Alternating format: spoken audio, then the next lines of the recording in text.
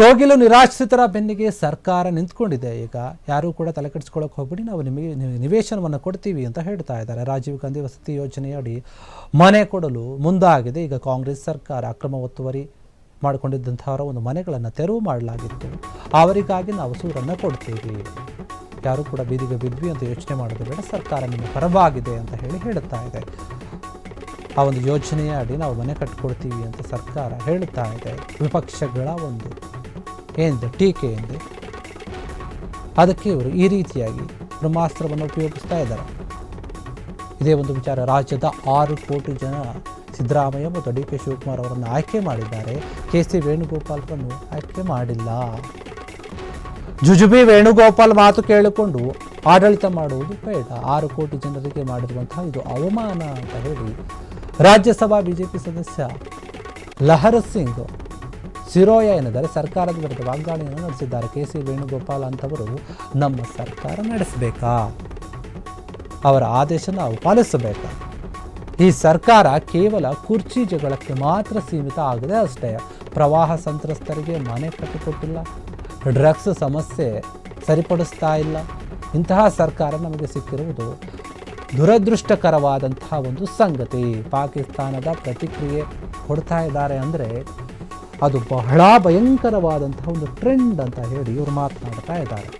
ಈ ಒಂದು ವಿಚಾರವಾಗಿ ಸರ್ಕಾರ ಹೇಳ್ತಾ ಇದೆ, ಮನೆ ಯಾರು ಕಳೆದುಕೊಂಡಿದ್ದೀರಿ ಕೋಗಿಲು ಬಡಾವಣೆಯಲ್ಲಿ ಇದ್ದವರು ಅವರಿಗೆ ನಾವು ನಿವೇಶನಗಳನ್ನು ಕಟ್ಟಿಕೊಡ್ತೀವಿ, ಸರಿ ಮಾಡಿಕೊಡ್ತೀವಿ ಅಂತ ಹೇಳಿ. ಇನ್ನೊಂದು ಕಡೆ ಇವರು ಪ್ರಶ್ನೆ ಮಾಡ್ತಾ ಇದ್ದಾರೆ, ಕೆ ಸಿ ವೇಣುಗೋಪಾಲ್ ಅವರ ಒಂದು ಮಾತನ್ನು ಯಾಕೆ ಕೇಳ್ತಾ ಇದ್ದೀರಿ ನೀವು? ಅವ್ರ ಮಾತು ಕೇಳುವಂಥ ಒಂದು ಅಗತ್ಯ ಇಲ್ಲ. ರಾಜೀವ್ ಗಾಂಧಿ ವಸತಿ ಯೋಜನೆಯಡಿ ಮನೆಯನ್ನು ಕಟ್ಟಿಕೊಡ್ತೀವಿ ಅಂತ ಹೇಳಿ ಸರ್ಕಾರ ಹೇಳ್ತಾ ಇತ್ತು. ಹೀಗಾಗಿ ಇದಕ್ಕೆ ಸಂಬಂಧಪಟ್ಟ ಹಾಗೆ ವಿಪಕ್ಷಗಳ ಪಾಲಿಗೆ ಬ್ರಹ್ಮಾಸ್ತ್ರವಾಗ್ತಾ ಇದೆ ಈ ಒಂದು ವಿಚಾರ. ರಾಜ್ಯದ ಜನರು ಏನಿದ್ದಾರೆ, ಅವರು ಸಿ ಎಂ ಸಿದ್ದರಾಮಯ್ಯ ಅವ್ರನ್ನ ಆಯ್ಕೆ ಮಾಡಿದ್ದಾರೆ, ಡಿ ಕೆ ಶಿವಕುಮಾರನ್ನು ಆಯ್ಕೆ ಮಾಡಿದ್ದಾರೆ, ಇಲ್ಲಿರುವಂತಹ ಒಂದು ನಾಯಕರುಗಳನ್ನು ಆಯ್ಕೆ ಮಾಡಿದ್ದಾರೆ.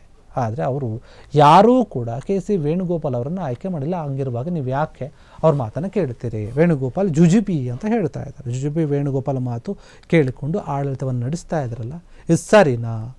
ಜನರಿಗೆ ನೀವು ಅವಮಾನ ಮಾಡ್ತಾ ಇದ್ದೀರಾ, ಮೋಸ ಮಾಡ್ತಾ ಇದ್ದೀರಾ. ರಾಜ್ಯಸಭಾ ಬಿಜೆಪಿ ಸದಸ್ಯ ಆಗಿರುವಂತಹ ಲಹರ್ ಸಿಂಗ್ ಸಿರೋಯಾ ಈ ರೀತಿಯಾಗಿ ಕರ್ನಾಟಕ ಸರ್ಕಾರದ ವಿರುದ್ಧ ವಾಗ್ದಾಳಿ ನಡೆಸ್ತಾ ಇದ್ದಾರೆ. ವೇಣುಗೋಪಾಲ್ಗೂ ಕೂಡ ಒಂದು ರೀತಿಯಲ್ಲಿ ಮಾತಿನಲ್ಲಿ ನೆಬೆಯುವಂತಹ ರೀತಿಯಲ್ಲಿ ಹೇಳುತ್ತಾ ಇದ್ದಾರೆ.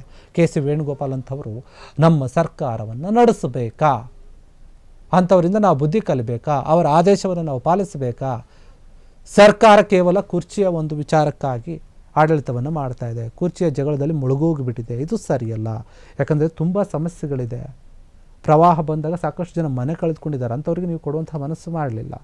ಡ್ರಗ್ಸ್ ಸಮಸ್ಯೆ ಜಾಸ್ತಿ ಇದೆ, ಎಲ್ಲಿ ಬೇಕಾದ್ರೂ ಡ್ರಗ್ಸ್ ಸಿಗುತ್ತಾ ಇದೆ ರಾಜ್ಯದಲ್ಲಿ. ಅದ್ರ ಬಗ್ಗೆ ನೀವು ತಲೆ ಕೆಡಿಸ್ಕೊಳ್ತಾ ಇಲ್ಲ, ಅದನ್ನು ಸರಿಪಡಿಸ್ತಾ ಇಲ್ಲ. ಇಂತಹ ಎಲ್ಲ ಸಮಸ್ಯೆ ಇರುವಾಗ ಸರ್ಕಾರ ಯಾಕೆ ಹಿಂಗೆ ನಡೆದುಕೊಳ್ತಾ ಇದೆ?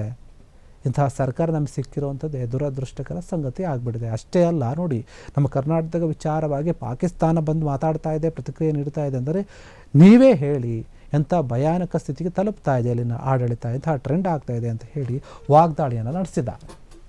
ಕ್ಷಣ ಕ್ಷಣದ ಸುದ್ದಿಗಳಿಗಾಗಿ ಫ್ರೀಡಂ ಟಿವಿ ಸಬ್ಸ್ಕ್ರೈಬ್ ಮಾಡಿ, ಲೈಕ್ ಮಾಡಿ ಹಾಗೂ ಫಾಲೋ ಮಾಡಿ. ಹೊಸ ಸುದ್ದಿಗಳ ನೋಟಿಫಿಕೇಶನ್ಗಾಗಿ ಬೆಲ್ ಐಕಾನ್ ಮೇಲೆ ಕ್ಲಿಕ್ ಮಾಡಿ.